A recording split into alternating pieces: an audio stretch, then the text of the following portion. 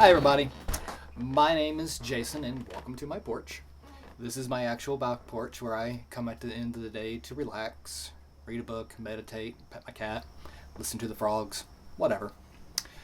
Do a lot of thinking out here, and I would like to include you in my thoughts.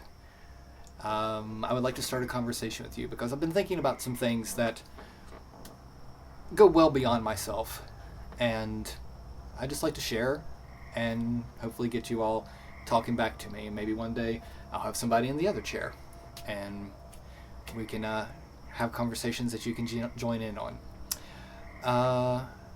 Two things I want to do with each episode: talk about some gender issues and talk about random rant.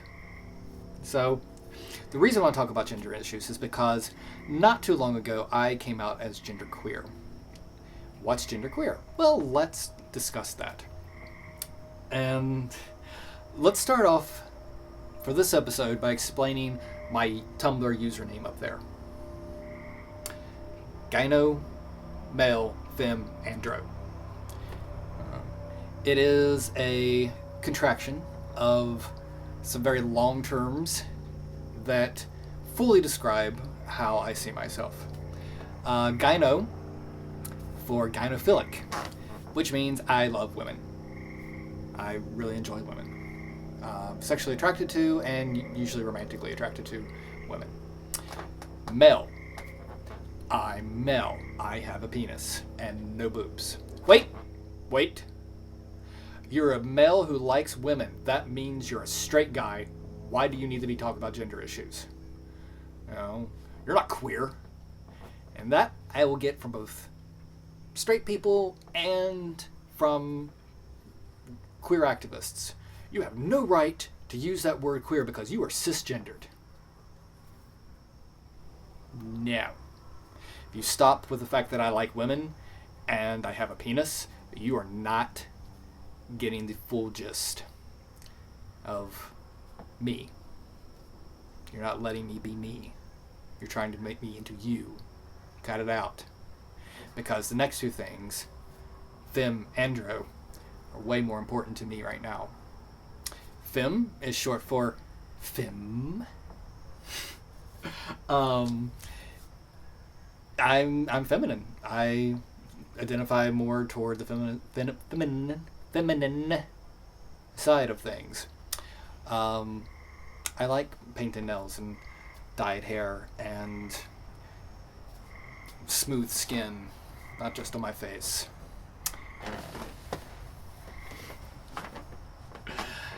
I like being tiny. Sexy, for me to feel sexy isn't being bulky, it's being small. I'm a feminine person. Andro is short for androgyne. Psychologically androgynous. I am a psychologically androgynous person. My personality is feminine in some respects, masculine in other respects. Not feminine enough for me to identify as a woman, not masculine enough for me to identify as a man. I am somewhere in between. I am what the Indian High Court recently acknowledged as a third sex.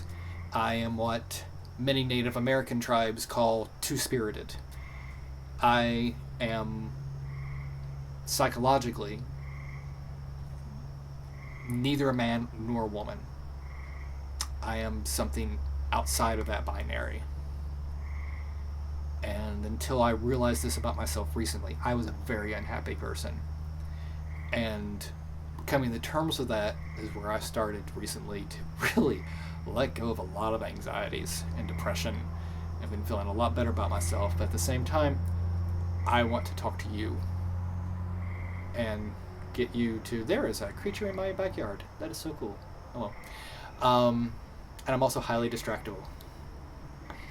But yeah, what this portion of the vlog will always be about is trying to figure out what an androgynous, psychologically androgynous person is, how I fit in with others, how you fit in with me, how do I relate to culture when I'm told I don't exist by people on both sides of the cultural debate. So, that's for the future. The rest of this one, random rant. Today's random rant, television. I've been binge watching on Netflix and Hulu, Bones and Eureka. And I found that they have something in common, something that's actually quite disturbing. Good old-fashioned American anti-intellectualism. Now, I know what you're saying. But Jason, these are both shows about geniuses. How can it be anti-intellectual? Take a look at them. Take a look at Eureka. In every episode, the geniuses are depicted as either arrogant or absent-minded, or pick your antisocial disorder, your social phobes, or criminals, or whatever. Every single week, it's that arrogance, that hubris, that causes the problem. And it's up to Jack Carter, the everyman, to come in and solve their problems. Every single episode. Genius causes problems. Good old boy, common sense, solves it. Every single time.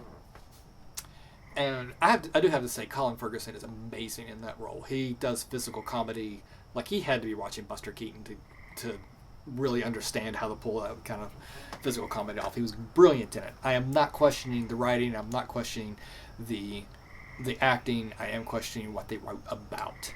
And what they're writing about is really anti-intellectualism. And what drove it home for me, there's one episode toward the end of the series where Jack gets smart. He becomes a genius also. He also becomes cold. He also becomes arrogant. He's also willing to put other people in danger for his experiments that he starts running. It is so crystal clear that the message of Eureka overall is intelligence is great, but intelligent people are not to be trusted. Same thing can basically be said about Bones. Yes, they are crime fighters and they solve the mysteries and they get the bad person every time. But Bones is cold and abrasive. Hodgins is paranoid and filled with conspiracy theories. Sweets is naive. All the interns have something wrong with them. One of them just being that he's from the South. A poor guy from the South who happens to be intelligent. Oh, that's amazing. That's really annoying, says West Virginian in Mensa. Anyway. Probably shouldn't do that. Oh well, it's my show. So yeah, basically our mass media tries to tell us how to be. They try to tell me that I don't exist. They try to tell you, don't act intelligent, don't be intelligent, because that makes you something other. That makes you something not right. It is up to Carter or Booth on Bones. He plays the same role as Carter does. The squints on Bones, they're all messed up. They don't really know. They know their science, but they don't know how to interact with people. It's up to Booth to interact with people. This is the message. Intelligent people are not like us. Intelligent people are different and strange, and you should treat them weirdly and don't be like them. So when you're watching TV, when you're reading a book or a magazine, take a look at it. What is the author, what are the writers, the directors, whatever, trying to tell you about who to be? Are they trying to tell you not to be a certain thing in order to fit in with everybody else, like Eureka does, like Bones does? And if they are, fuck them. Be yourself. And that's basically what this vlog is about. Alright, so there's number 1 down. I hope you enjoyed it. And we'll be more in depth with gender issues and random rants from now on. Have a good night.